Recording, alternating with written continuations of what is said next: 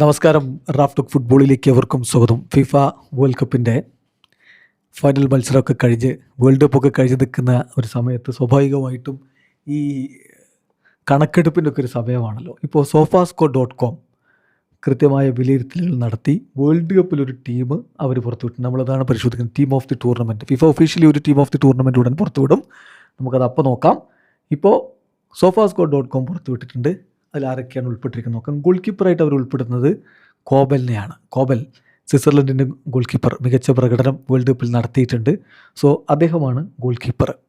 ഇപ്പോൾ best goal കീപ്പറൊക്കെ ആയിട്ട് FIFA തിരഞ്ഞെടുത്ത് ഉനായ് സിമോണിനെയാണെന്ന് മറക്കുന്നില്ല. പക്ഷേ സിമോണിന് പ്രത്യേകിച്ച് പണിയൊന്നും ഉണ്ടായിരുന്നില്ല എന്നുള്ളതല്ലേ ഒരു യാഥാർത്ഥ്യം.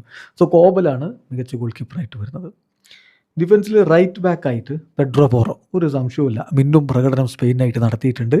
സോ പെഡ്രോ പോറോക്ക് ഇപ്പോൾ ഈ വേൾഡ് കപ്പിൽ ഉടനീളമുള്ള പ്രകടനത്തിന് അവർ ആവറേജ് റേറ്റിംഗ് കൊടുക്കുന്നത് 7.45 സെൻറ്റർ ബാക്കായിട്ടാണെങ്കിൽ കുബാസിയാണ് ഉൾപ്പെടുത്തിയത്. കുബാസി 7.56 അദ്ദേഹത്തിൻ്റെ റേറ്റിംഗ് കൊടുത്തിരുന്നത്. ഒപ്പം അദ്ദേഹത്തിൻ്റെ പാർട്ട്ണറായിട്ടുള്ള ലാപ്പോർട്ടാണ്, ഐമറിക് ലാപ്പോർട്ടിന് 7.4. പക്ഷേ ഞാനിവിടെ എൻ്റെ ഒരു അഭിപ്രായത്തിൽ ഉപമക്കാനെയും പരിഗണിക്കാമായിരുന്നു. ഞാൻ എൻ്റെ അഭിപ്രായം പറയുന്നേ ഉള്ളൂ.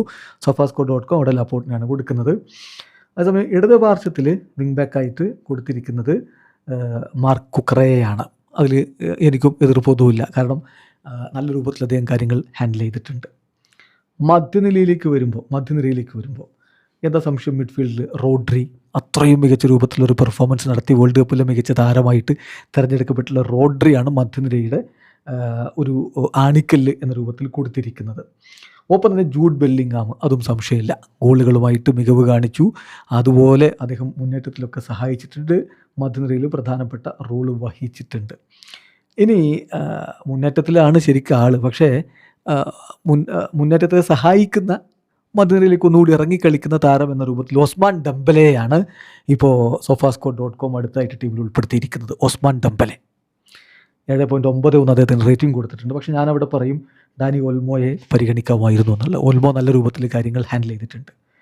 മുന്നേറ്റത്തിലേക്ക് വരുമ്പോൾ കിലിയൻ എംബാപ്പെ, എന്താ സംശയം, വേൾഡ് കപ്പിലെ ടോപ്പ് സ്കോററാണ്, പൊളിച്ചടുക്കിയിട്ടുണ്ട്. സോ കിലിയൻ എംബാപ്പെ 8.24 അദ്ദേഹത്തിന് റേറ്റിംഗ് കൊടുത്തത്. ഒപ്പം സെൻട്രൽ ഫോർവേഡായിട്ട് എർലിംഗ് ഹാലൻഡ്, അതിലും ആർക്കും സംശയം ഉണ്ടാവുമെന്ന് എനിക്ക് തോന്നുന്നില്ല. ഹാലൻഡ് ഈ വേൾഡ് കപ്പിൽ പൊളിച്ചടുക്കിയ താരമാണ്. 7 ഗോളുകൾ അദ്ദേഹത്തിൽ നിന്ന് വന്നു. ഹാരി കെയ്നെ പലരും പറയുമായിരിക്കും, പക്ഷേ ഹാലൻഡാണ് ഒന്നുകൂടി ബെറ്റർ എന്ന് എനിക്ക് തോന്നുന്നു. പിന്നെ വലത് പാർശ്വത്തിലൂടെ നീക്കങ്ങൾ ഉണ്ടാക്കാൻ മുന്നേറ്റത്തിൽ സാക്ഷാൽ ലിയോ മെസ്സി 8.79 അദ്ദേഹത്തിന് റേറ്റിംഗ് കൊടുത്തിട്ടുള്ളത്.